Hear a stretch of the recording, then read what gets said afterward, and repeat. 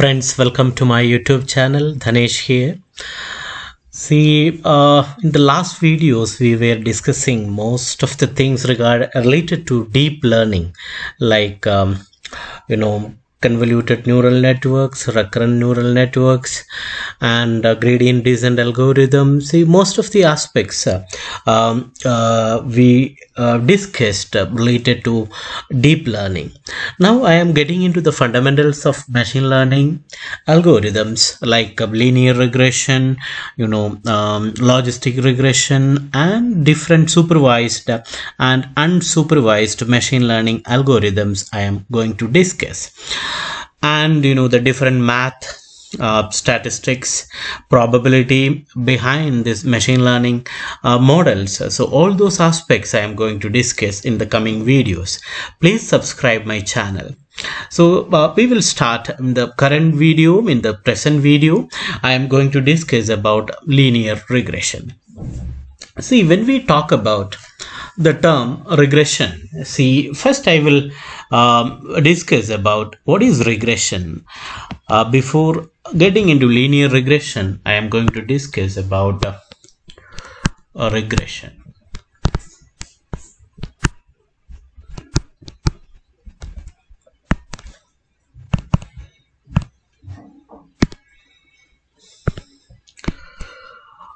So regression is a statistical process for estimating the relationship between a dependent variable and one or more independent variables. That is regression. And in linear regression, it's a machine learning algorithm based on supervised machine learning. Machine learning is of three types: supervised machine learning, unsupervised machine learning, and reinforcement machine learning. So linear regression is a machine learning algorithm based on supervised machine learning. Different regression models differ based on the kind of relationship between dependent and independent variables they are considering and the number of independent variables being used. See, we have to understand it more clearly, we have two types of variables we need to discuss here. One is the dependent variable and another one is the independent variable. These are all the two types of variables we come across in this linear regression model. The dependent variable and independent variable, this independent variable we also call it as the explanatory variable. Independent variable is also known as explanatory variable.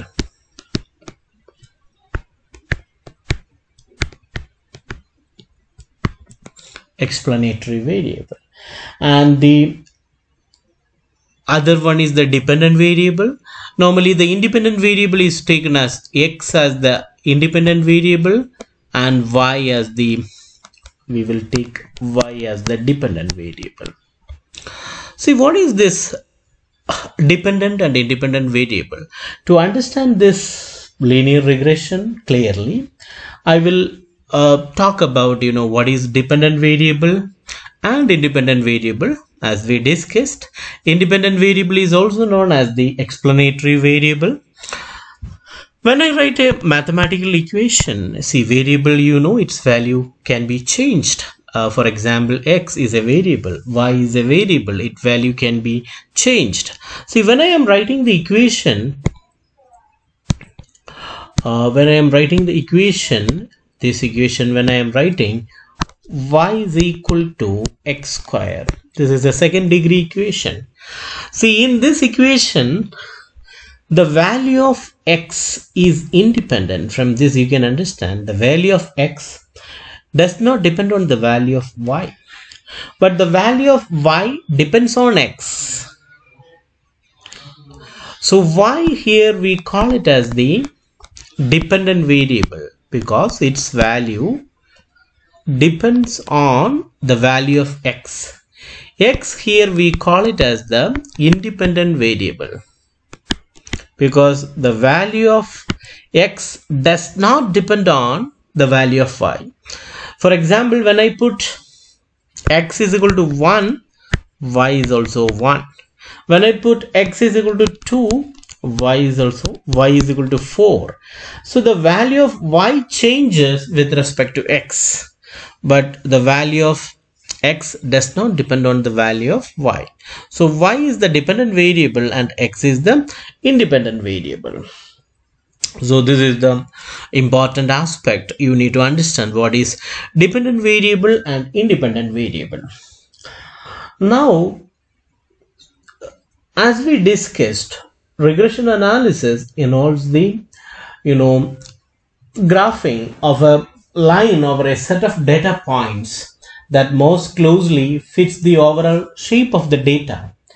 For example, if you have a graph between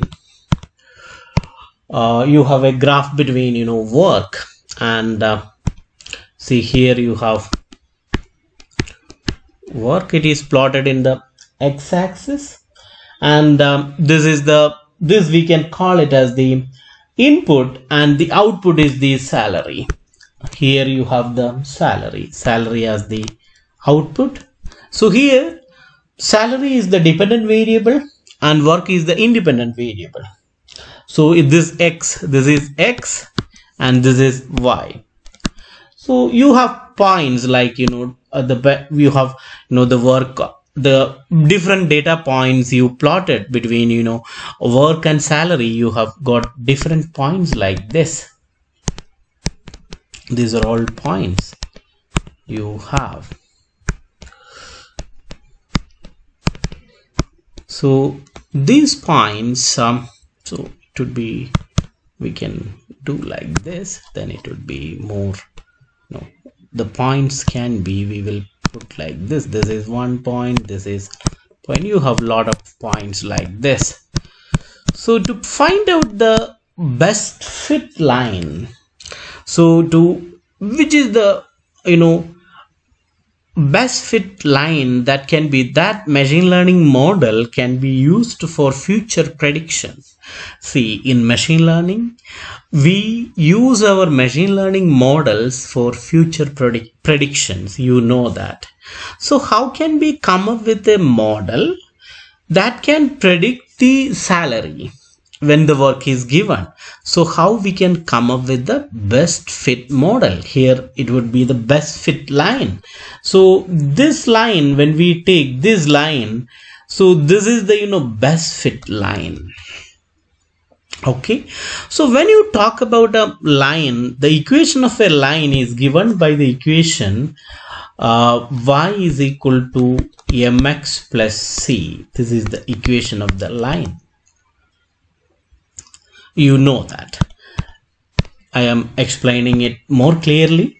Y is equal to mx plus,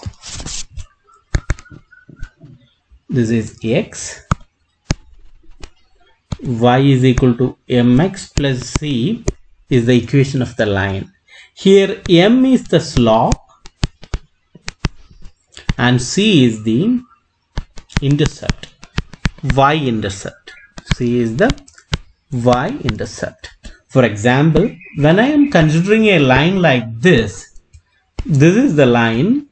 So this angle theta, the tangent of the angle theta, we call it as the slope of the line. M is equal to tan theta.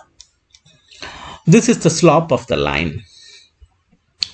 This is m, tangent, the trigonometric function, m is equal to tan theta. Another formula is y2 minus y1 divided by x2 minus x1. You might have learned it in the school mathematics. That is also slope. And what is this c? Y-intercept means when you take a line like this, so you can draw a line not from the origin, you can draw like this as well. Then this distance OX, we call it as the y-intercept. This is c. See, from these two graphs, you can easily understand by varying the angle theta and by varying the angle by varying the angle theta, that is the slope, and by varying the y-intercept, you can, come up with the best fit line. That means the best fit machine learning model.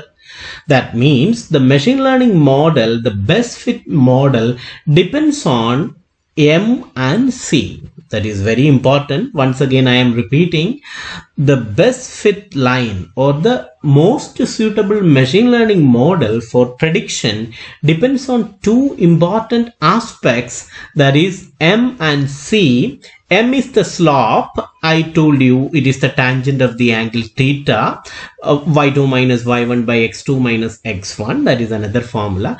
And the intercept C, y-intercept. So by varying the slope and the y-intercept, you can come up with a best machine learning model. This is very important. This is one of the fundamentals of machine learning. This point you need to be clear. Now I am little bit changing this equation because I have written the equation as y is equal to mx plus c. This I am writing it as m is replaced by w, x, and c is replaced by b. Here w is known as the weight and b is known as the bias. See, when we discuss about deep learning, neural networks, or in advanced level, we call these parameters slope and y-intercept as weight and bias. BIAS, bias. So W is the weight. What is the weight of the neural network? Or B is the bias. So it would be, better you can use these letters W and bias, W and B instead of M and C. So in the coming discussions, I will be using W and B instead of M and C. That is another important point you need to understand. So next point I am going to discuss here is the cost function. You might have heard of this cost function. As we discussed, our machine learning model is used for prediction. Cost function. Our machine learning models are used for prediction. When you predict something, there can be error as well. So sometimes error also involved with that. So cost function denotes error. But our aim is to minimize the error. Am I right? Our machine learning model should be having minimum error. So cost function, so our aim is to minimize the cost function, right? So cost function denotes error. Cost function is denoted by the letter J. This formula, it is really important. There are different formulae for cost function. In one of the videos, I have, given different types of errors like mean square error, average, average error, root mean square error. You can see one of the videos I have given it in the, you can check the playlist gradient descent.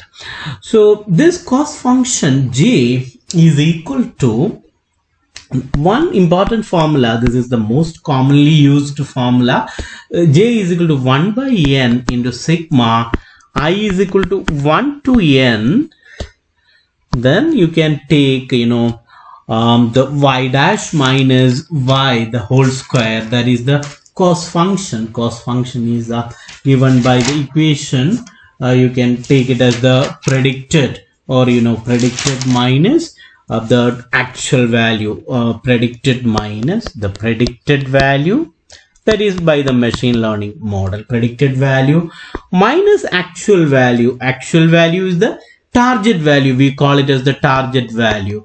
Predicted minus target value, the whole square. This is the formula. This predicted minus target, the whole square is for this predicted minus target. This is cost function, is denoted by the letter J. So this is about error. So this is what we call the cost function denotes error, and this is the formula we use. Now The regression analysis, as we discussed, it involves graphing a line over a set of data points, as we discussed, that most likely fits the overall shape of the data. Then what are all the uses of, when we discuss about the uses of regression analysis, it must be, before getting into the use, I will tell the important aspects. After that, I will come to the what are all the uses of this regression analysis. I will complete this mathematics part. So this cost function I explained to you. See, as I discussed, the aim is to minimize the cost function, right? So to minimize the cost function, we use an algorithm that is known as the gradient descent. Gradient descent is the algorithm we use to minimize the cost function. So in this video, I'm covering what is linear regression, what is a cost function, then what is this gradient descent algorithm. So that's also I am discussing. Gradient descent is an iterative optimization algorithm to find out the minimum of a function. So cost function, to find out the minimum, because we need minimum error. So for that only we are using this algorithm, gradient descent. See, there are calculus method to find out the minimum of a function, but when some of the functions, if it is too complex, it would be difficult to solve the value for x, then the calculus method won't work. So that's why we are coming into the gradient descent algorithm. The one of the important equations of this is the correct equation which represents the gradient descent algorithm. For example, if x is our variable, x of I plus 1 is equal to, I plus 1 is for the next iteration. If the current iteration is xi minus alpha of f dash xi. This is the equation. Here alpha is known as the learning rate.